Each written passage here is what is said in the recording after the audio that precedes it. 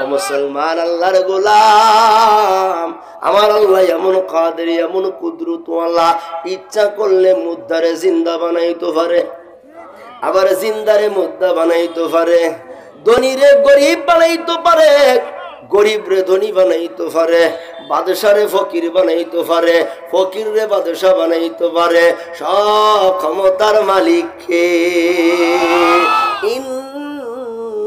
ইন্নাল্লাহা আলা কুল্লি শাইইন কাদির। शान जहां सब है तेरे दर के सुहाली, ओ दिल नहीं जो दिल हो तेरी याद से खाली। हर रम में तो हर बो में तो हर जा में तो हर दम, देखता हो जदर चाहता हूँ अब की रहम कहराम, देखता हो जदर चाहता हूँ अब की रहम कहराम। उल्फत ने बराबर कई वफा वो के जफा हो, उल्फत ने बराबर कई वफा हो के जफा हो। हर चीज में लज्जत है अगर दिल में मजा हो, हर चीज में लज्जत है अगर दिल में मजा हो। जुरे कर अल्लाहु আকবার। ডান দিকে তাকাইবা আল্লাহর রহমত আছে না নাই?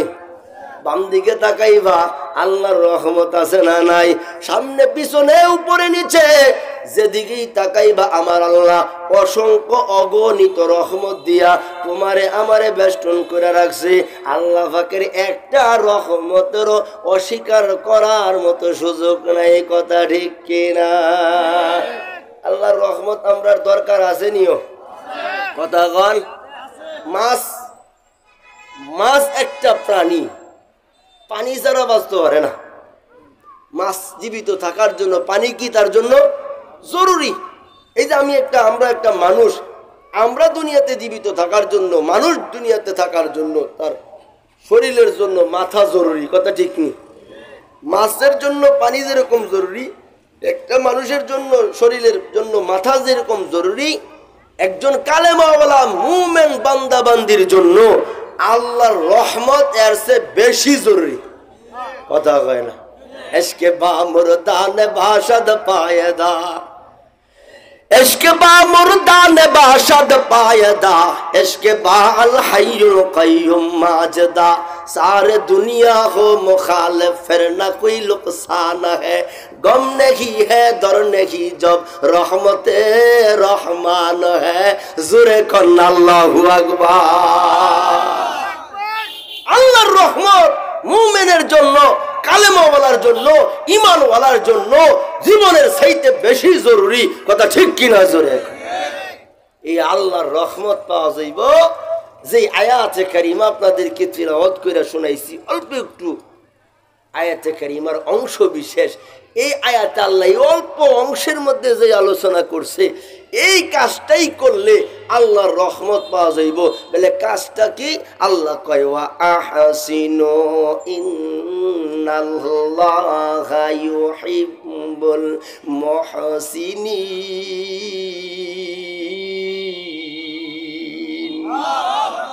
আল্লাহ কয় আমার দুনিয়ার বান্দা বান্দিরা তোমরা ভালো কাজ করো, কারণ ভালো কাজের উপরে আল্লাহর রহমত। সুদখোরের উপরে আল্লাহর রহমত, ঘুষখোরের উপরে আল্লাহর রহমত। কথা কয় না? বেনামাজির উপরে আল্লাহর রহমত, বেরোজগারের উপর আল্লাহর রহমত, মানুষের ঠগায় এরকম ব্যক্তির উপর আল্লাহর রহমত, মানুষের উপরে জুলুম করে এরকম ব্যক্তির উপর আল্লাহর রহমত।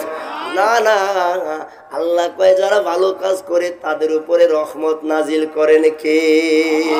নামাজি বান্দার উপর আল্লাহর রহমত, জাকিরিন শাকিরিন বান্দার উপরে আল্লাহর রহমত, দিনদার ইমানদার পরহেজগার বিনয়ী মুত্তাকি মুহসিনদের উপরে আল্লাহ পাকের রহমত। যারা ভালো কাজ করে তাদের উপরে আল্লাহর রহমত।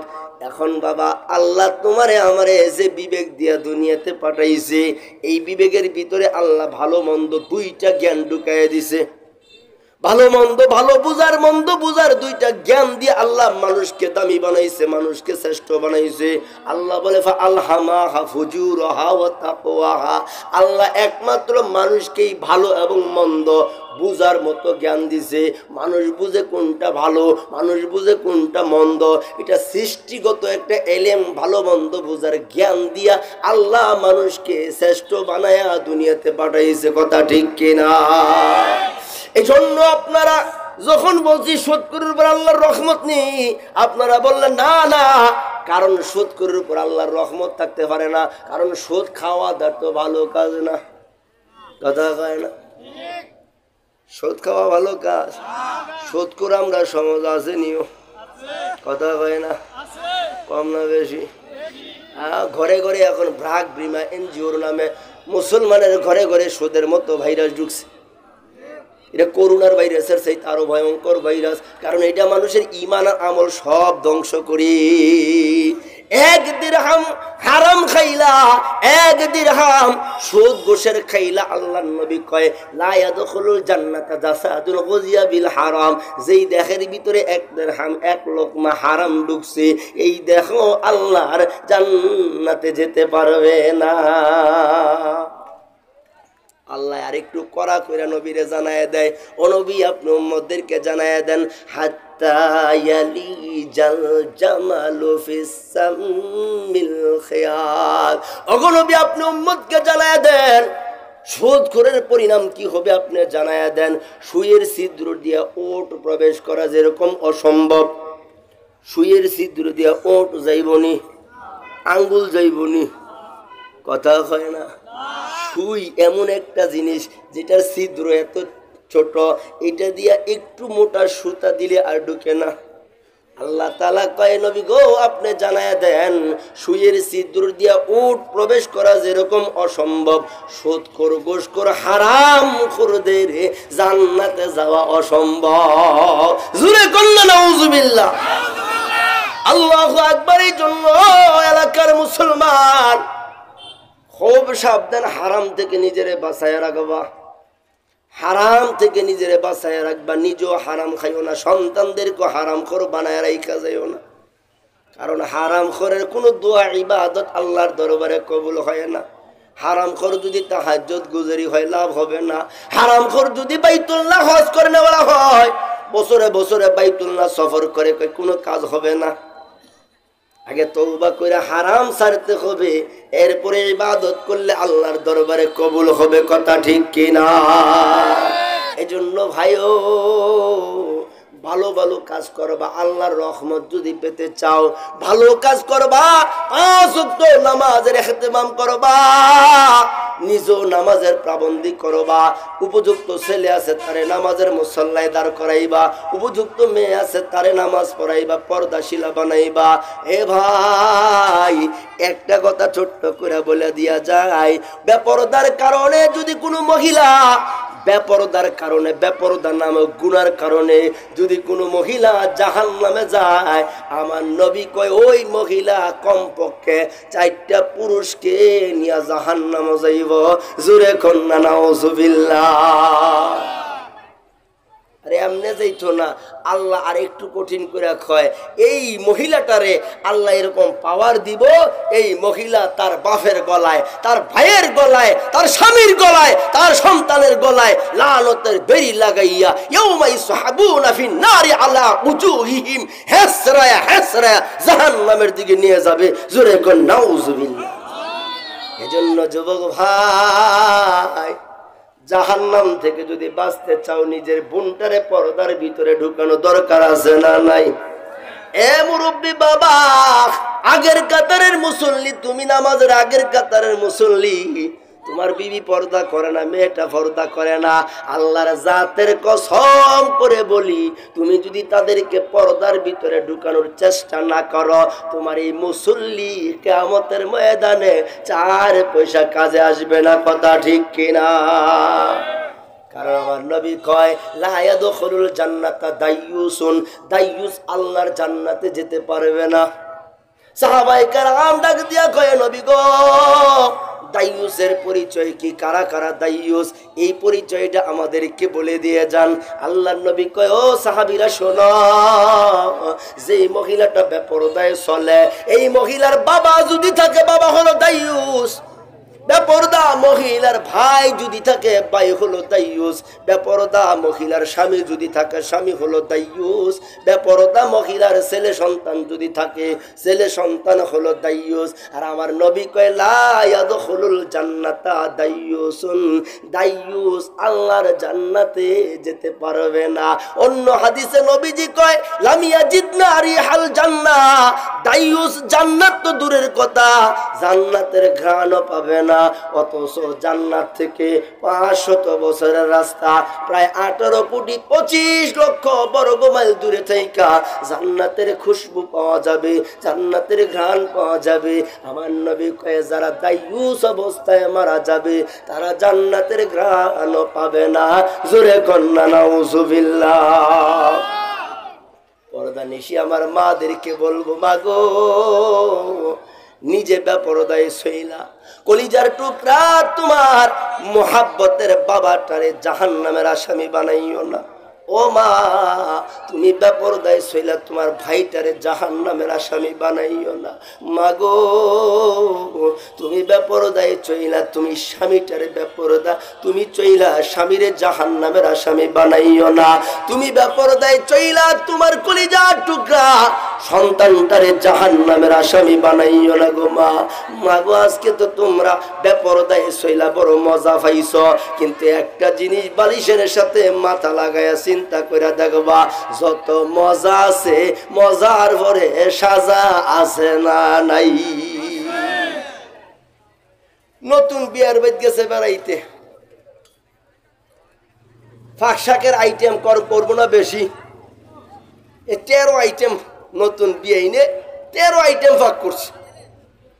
নতুন বিয়ে আইব, ফাঁকটা কি আর ধুম করলে চলবো? তৈল কম দিলে চলবো? কথা বোঝে না রে। হ্যাঁ এখানে মনে করেন আর দিন যেইভাবে রান্না করে আর সে খুব বেশি খেয়াল করে সতর্কতার সাথে কোন সময় হলুদ দিতে হইব, কোন সময় মরিচ দিতে হইব, কোন সময় তৈল দিতে হইব, একেবারে তরুজাত করে সুন্দর করে রাঁধছে। একবারে 18টা 13টা আইটেম রাঁধছে।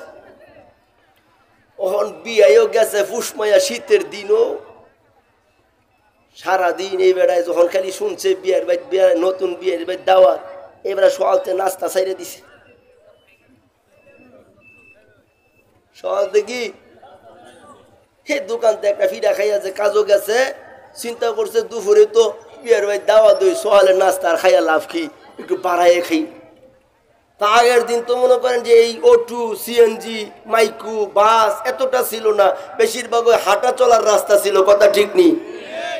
তো জমির থেকে কাজ করে আইয়া বিয়ের বাড়ির উদ্দেশ্যে যখন হাঁটা শুরু করছে, ও সকালবেলা নাস্তা খাইছে না, ফ্যাটটার মধ্যে ক্ষুধা আসেনিও। ক্ষুধা থাকলে দৌড়ে হাঁটা যায়, কথা কয় না। আস্তে আস্তে আস্তে আস্তে কোনো মতো আইটা বিয়ের বাড়ি যাইতে যাইতে একেবারে মনে করেন আসরের শেষ মাগরিব লাগিয়ে গেছে গা। এইরকম সময় গিয়া কোনো মতে হেসুরটা বেটা উঠছে। ওখান উঠছে ওই তো বেটা নামাজ নাই কিছু নাই, মাগরিব এসা বুঝে না। বুঝেন না? নামাজ রোজা থাকলে নে ওয়াক্তের খেয়াল আছে, কোন কথা ঠিক নেই। নামাজ নাই বেটা কে মাগরিব আর এসা। এখন এই বিয়ের বাড়ির যে হালত এর বাড়ির এক হালত, হ্যার বাড়ি তো নামাজ নাই, বিয়ের বাড়ি তো নামাজ নাই। কথা কয় না? মেয়ে বিয়া দিছে আর বাড়ি তো দিনদারি ফর্দা ফসিদা কিছু নাই, তার বাড়ি তো নাই। এরকম পরিবার আমরা সমাজে নাই। অথচ আল্লাহর নবী বলছে, আমার উম্মতেরা যখন তোমরা সম্বন্ধ করবা একটা জিনিস সবচেয়ে গুরুত্ব দিবা, ওইটা হলো দিনদারিতা। কথা ঠিক কিনা জোরে কোন? ফাজো ফরদি জাতির দিন, দিনদারি দেইখা, নামাজি দেইখা, পর্দাশীলা দেইখা, আদবি দেইখা, আকলাসুলা দেইখা, সতী সাধবী আমেনা জহেরা তহেরার গুণওয়ালা একটা গরিব ঘরের মাইয়া তোমার ছেলেরে দিয়ে বিয়ে করায়া ঘরে আনবা। আরে এই দিনদার মহিলার গর্ব দেইখা বাইজিদ বুস্তামির মতো, খাজা কুতুবউদ্দিন বখতিয়ার কাকির মতো, হাফিজি হুজুরের মতো, উজানির করি ইব্রাহিম সাহেব রহমাতুল্লাহি আলাইহির মতো, সরমনের আল্লাহর কুতুব ফজলুল করিমের মতো আল্লাহওয়ালা দিনদার দুনিয়াতে বাইরে হবে। কথা ঠিক কিনা জোরে? আর কপাল ভরা দিনদারি দেখার সুযোগ নাই।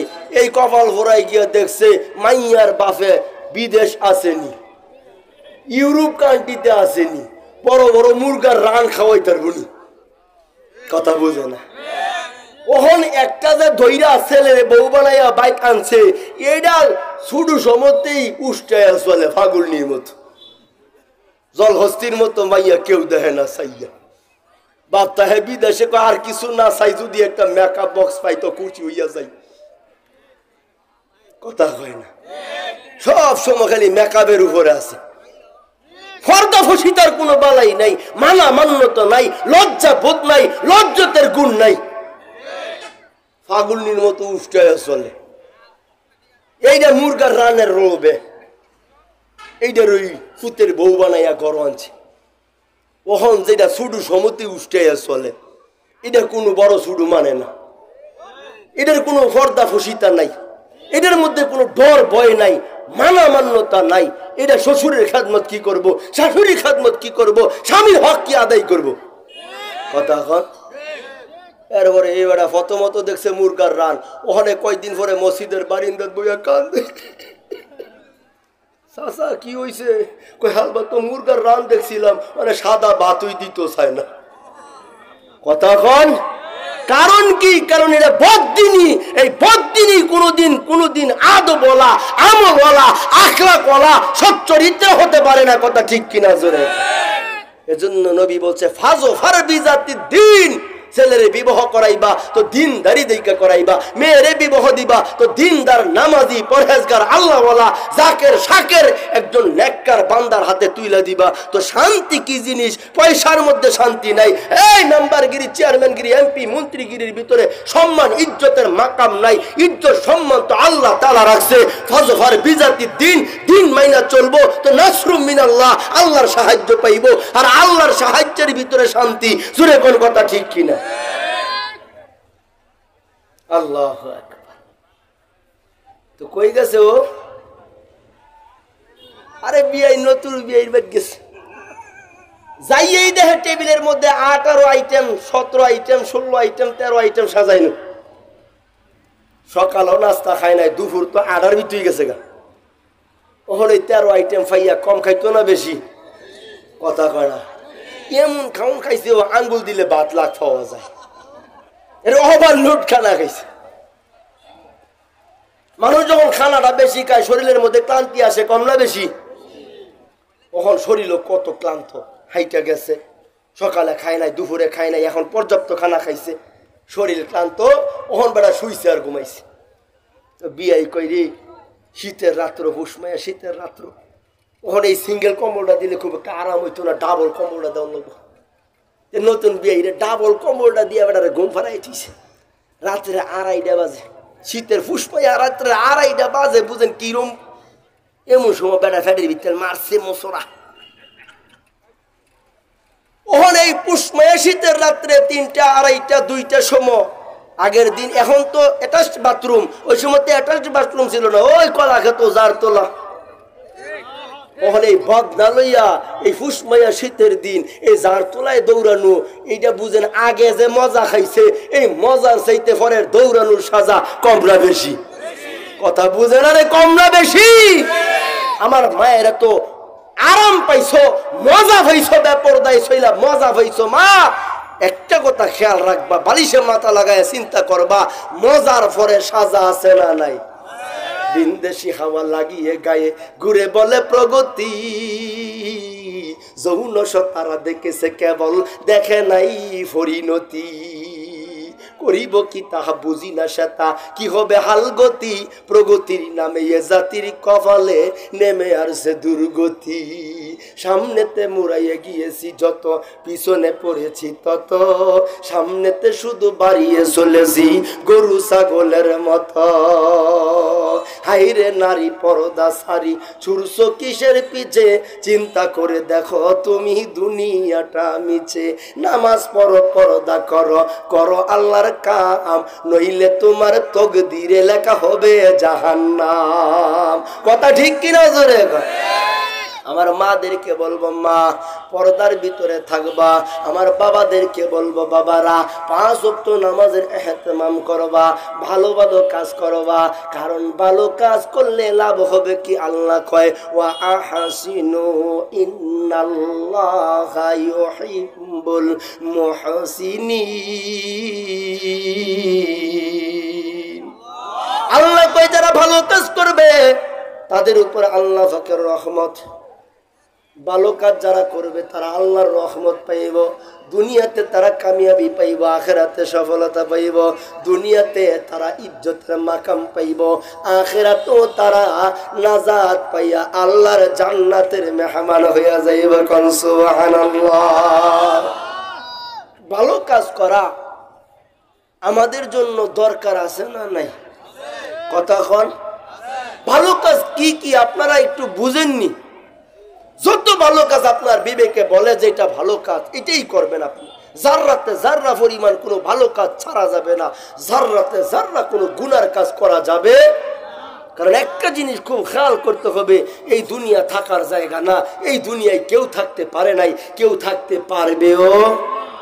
এই দুনিয়া থেকে একবার 3 বান্দার আসামি হইয়া ওই যে বাজারের নিচে 3.5 হাত গর্ত কবরের ভিতরে চলে গেলে আর কোনোদিন ফিরে আসা যাবে না। এজন্য ভাই, দুনিয়ার হায়াতে মজা করে করে আল্লাহর ডাইকা ডাইকা খুশি করবা। আল্লাহ পাকের যত হুকুম আহকাম গুলা আছে সঠিকভাবে হুকুম আহকাম গুলা মানার চেষ্টা করবা। নিজেও আল্লাহর হুকুম মানবা, পরিবার পরিজনকে আল্লাহর হুকুমের উপরে দাওয়াত দিবা। নিজেও জাহান্নাম থেকে বাঁচবা, পরিবার পরিজনকে জাহান্নাম থেকে বাঁচানোর চেষ্টা করবা। আল্লাহ কয় কু আনফুসাকুম ওয়া আহলিকুম নারা, নিজে জাহান্নাম থেকে বাঁচো, পরিবাররা জাহান্নাম থেকে বাঁচাও, নাইলে কিন্তু বাবা উভয় থাকে তো না। আজকে তো দুনিয়াতে সাথীর অভাব নাই, আজকে তো দুনিয়াতে সঙ্গীর অভাব নাই। আজকে দুনিয়াতে তুমি যতই বিপদে পড়ো, বিপদের কথা শুনলে তোমার বাবায় দৌড়ে আসবে, তোমার মা দৌড়ে আসবে, তোমার ভাই বারাদারা আপন জনেরা দৌড়ে আসবে তোমার উদ্ধার করার জন্য। কিন্তু কিয়ামতের ওই কঠিন মুসিবতের দিনে, যেদিন মানুষের মাথার আদাত উপরে সূর্য চলে আসবে, সূর্যটা 1টা 2টা না 12টা মুখ দিয়া তাপ দেওয়া শুরু করবে। সূর্যের প্রচন্ড তাপে মাটির জমিন তামা হইয়া যাবে, মানুষের মাথার বাটি টাস টাস করিয়া ফাটিয়া যাবে। উত্তপ্ত হাড়ির ফুটন্ত ভাতের মতো মগজগুলা টকবক টকবক টকবক করতে থাকবে, মানুষগুলা ফানি ফানি করে চিৎকার মারবে। ওই কঠিন মুসিবতের দিনে আমার আল্লাহ কয় ইয়াউমা ইয়াফিরুল মারউ মিন আখিহি ওয়া উম্মিহি ওয়া আবি ওয়া সাহিবাতিহি ওয়া বানি। মা তার সন্তানের পরিচয় দিবে না, সন্তান তার মায়ের পরিচয় দিবে না, বাবা তার সন্তানের পরিচয় দিবে না, ভাই তার ভাইয়ের পরিচয় দিবে না। ওই কঠিন মুসিবতের দিনে সবাই সবার থেকে ভাগবে, সবাই বলবে ইয়া রব্বি নাফসি, ইয়া রব্বি নাফসি। ওই কঠিন মুসিবতের দিনে কি তোমার সাথী হবে, কি তোমার আপন হবে, আল্লাহ স্পষ্ট জানায়া দিছে। হে মুমিন বান্দারা, হে ইমানদারেরা, তোমাদের ওই অন্ধকার জগতে, ওই কঠিন মুসিবতের দিনে, ওই পেরেশানির দিনে, বাপ মা যেদিন তোমার আপন হবে না, কেউ তোমার সুপারিশ করবে না, কেউ তোমাকে সহযোগিতা করার জন্য আসবে না, ওই দিন তোমার সহযোগী হবে ঈমান আর আমল। জোরে কোন কথা ঠিক কিনা?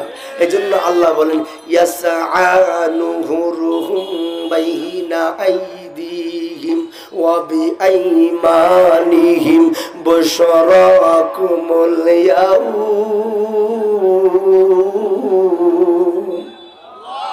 আল্লাহ কয় মুমিন বান্দারা শোনো, দুনিয়ার হায়াতে যদি নেক আমল করে করে, ভালো আমল করে করে, ভালো কাজ করে করে যদি সুন্দর আমলের দ্বারা ঈমানকে মোকাম্মেল করতে পারো, সুন্দর আমলের দ্বারা যদি ঈমানকে মজবুত করতে পারো, এই ঈমান আর আমলের নূর তোমার ওই কবরে, যখন তোমার কবরে তোমার স্বজনেরা রেখে আসবে, ডান দিকে বাম দিকে সামনে পিছনে উপরে নিচে খালি মাটি আর মাটি, ওই কঠিন অন্ধকারে ওই মুসিবতের দিনে তুমি তাকায় দেখবা তোমার নামাজের নূর, তোমার ইবাদতের নূর তোমার চতুর্দিকে ঘুরতে থাকবে। আর ইবাদতের নূর দিয়া বান্দা বান্দি আল্লাহর জান্নাতের দরজা দেখতে পাবে। এই জন্য ভাই নেক আমল দরকার আছে না নাই? আল্লাহর জিকির দরকার আছে না নাই?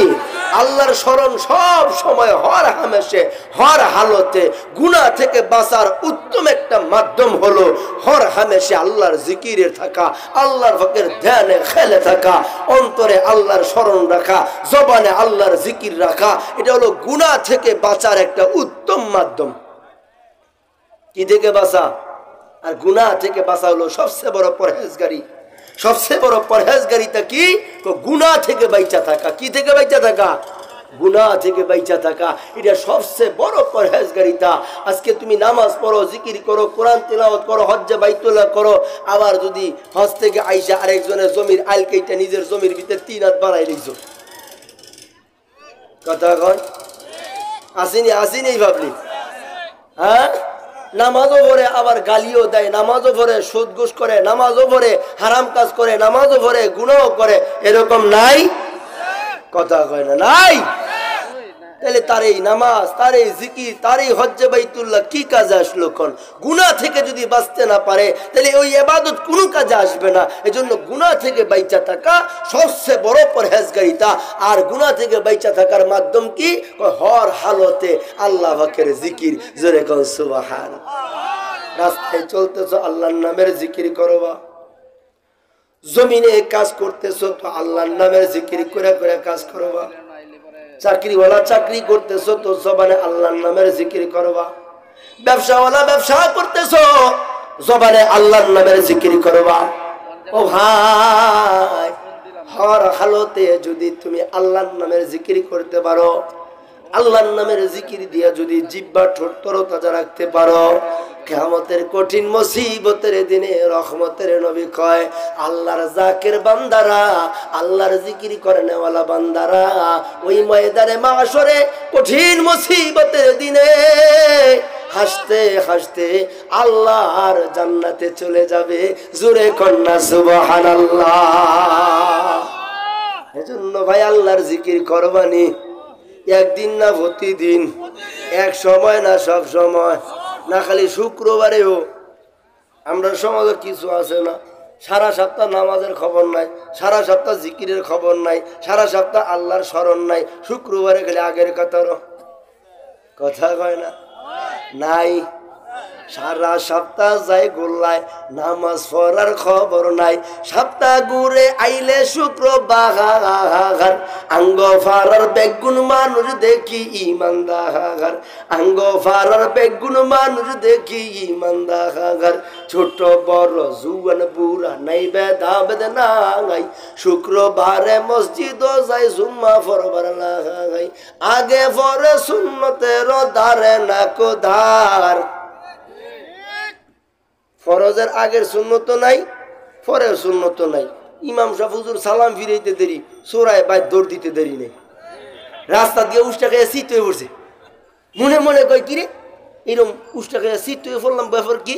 ফায়ার মুখি চাইয়া দেখে নিজের ফায়ার জোতা একটা আরেকজনটা লয়ে গেছে, দৌড়ের লাগে জোতাটা অন্তত চিন্তা নিতে পারে না।